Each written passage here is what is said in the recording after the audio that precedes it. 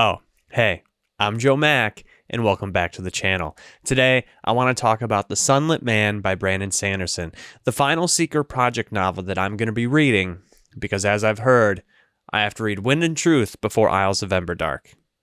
Let's get into it.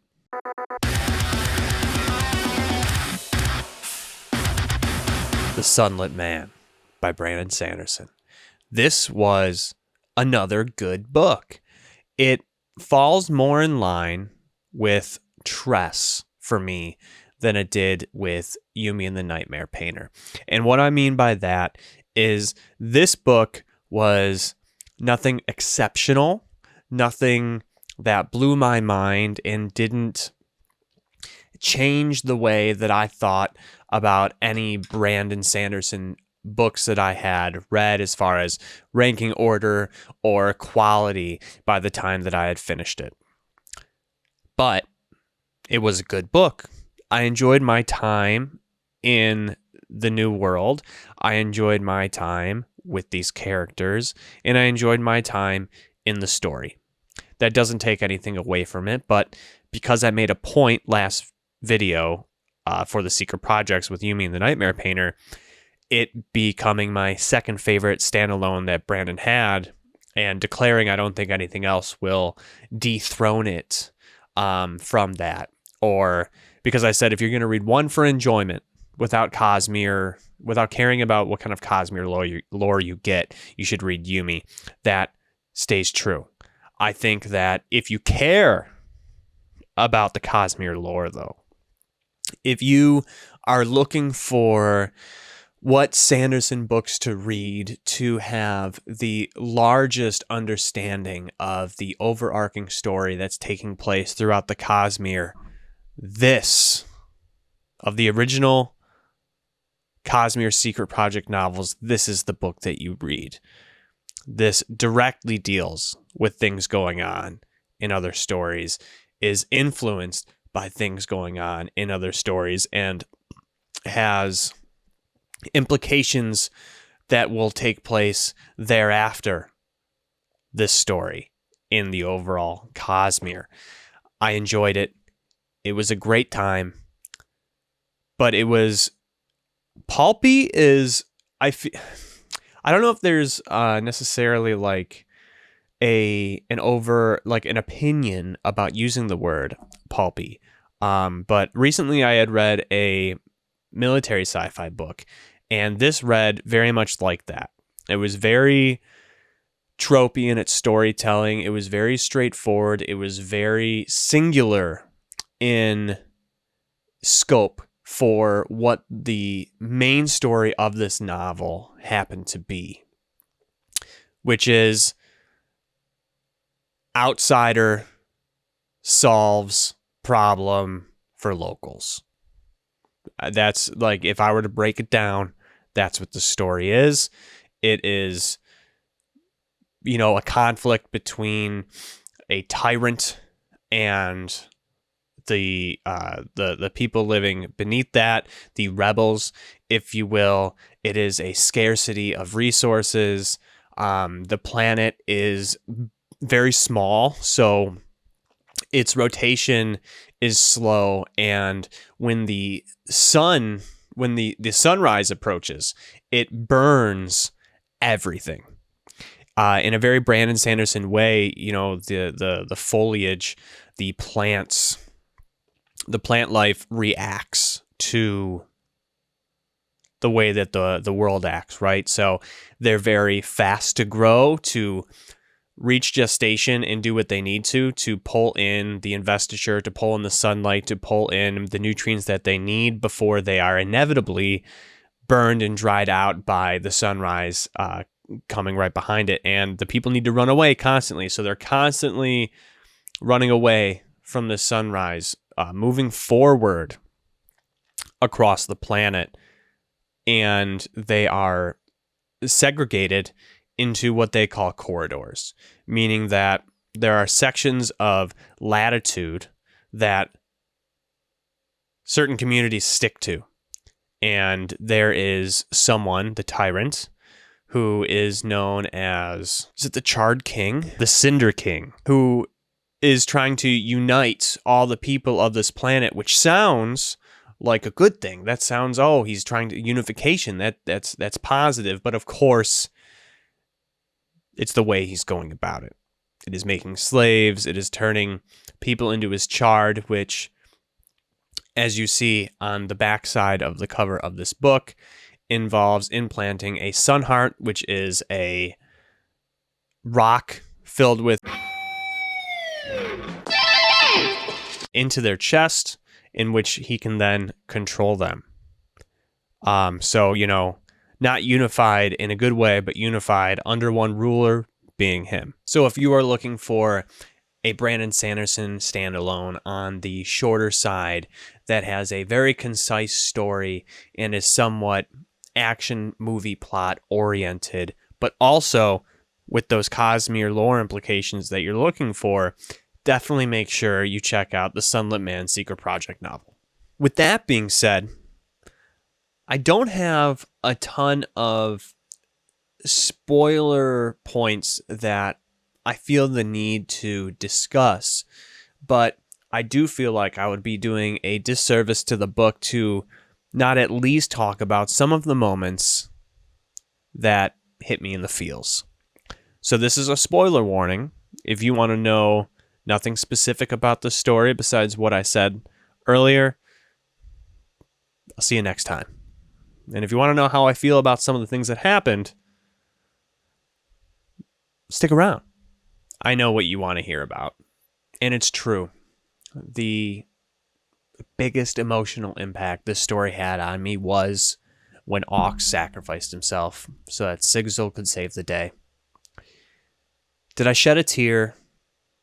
No, I didn't. It's not true.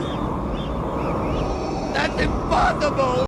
But I was very sad, and I felt it. I did not.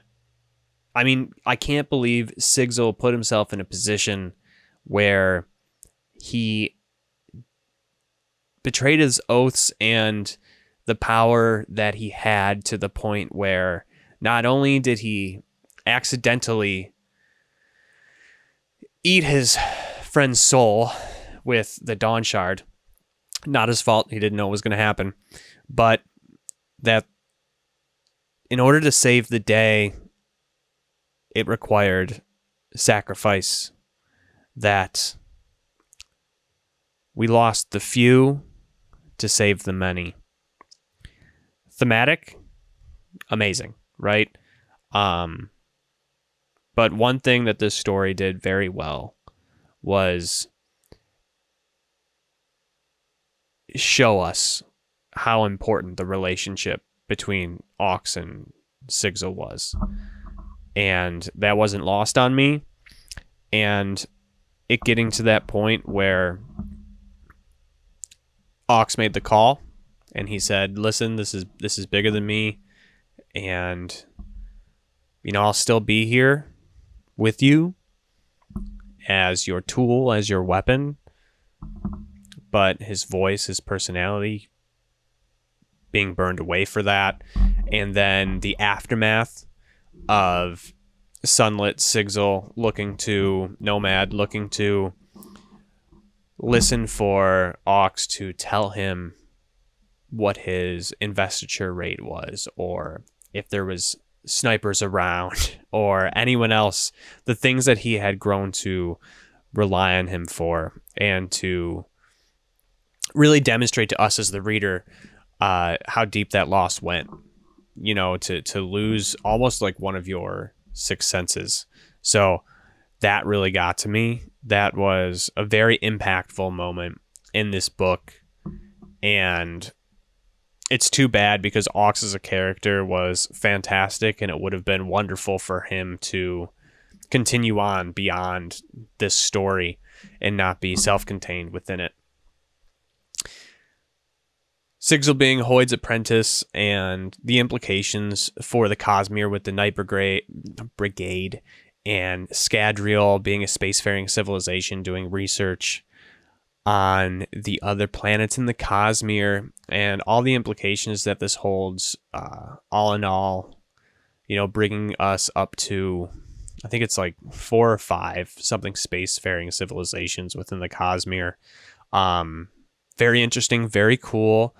Seeing how the Rosharans are viewed from an outside perspective, using the Scadrians to demonstrate that and to show us what they're thought of, that they're somewhat feared.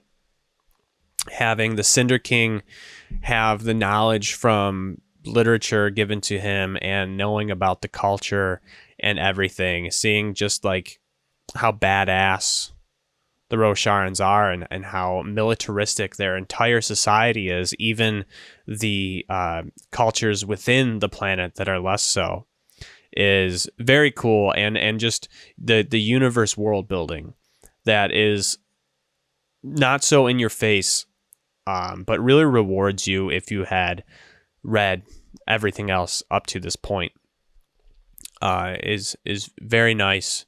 I really enjoyed that.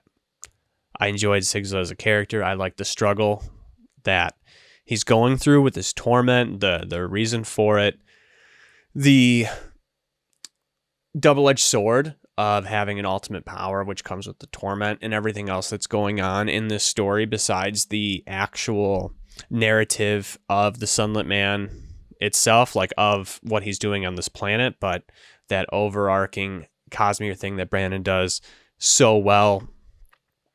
I really appreciated it and I really enjoyed. This is a very good book, don't get me wrong.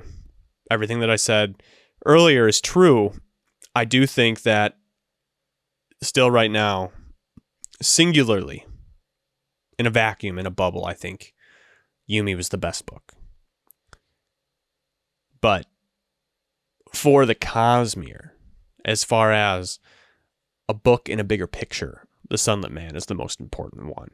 So, with that being said, I have been told that I should not read Isles of the Emberdark until I have read Wind and Truth. And Wind and Truth, it's big. It's huge, and I have so many things that I want to read. I just can't dedicate the time to that book right now. So I'll be taking a step away, unfortunately, after just dipping my toes back into the Cosmere, until I can tackle Wind and Truth. And then I will jump into the 4th Cosmere-related secret project novel, being Isles of the Emberdark. I hope you're okay with that. I wanted to read a whole bunch of stuff, and if I jump into Wind and Truth, I'm not going to read anything for like a month and a half with the lack of time that I have to digest this material. So sorry about that. Did you read all the secret projects when they were released? Did you read The Sunlit Man? Where does The Sunlit Man rank for you among the original secret projects? Was it your favorite? Was it your least favorite? Do you agree with me? Is it Yumi that's your favorite? Let me know. Get in those comments. Love you guys. Bye. And I'm just repeating myself now, so I'll probably cut this out.